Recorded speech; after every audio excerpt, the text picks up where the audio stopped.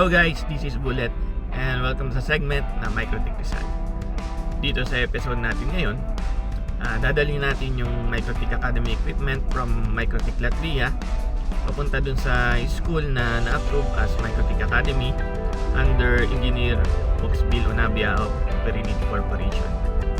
So pupunta tayo ngayon sa Tanawan, Batangas para i-deliver yung mga equipment at pupunta tayo sa Faith Colleges. And special thanks to MikroTik Philippines para sa pagpapadala ng mga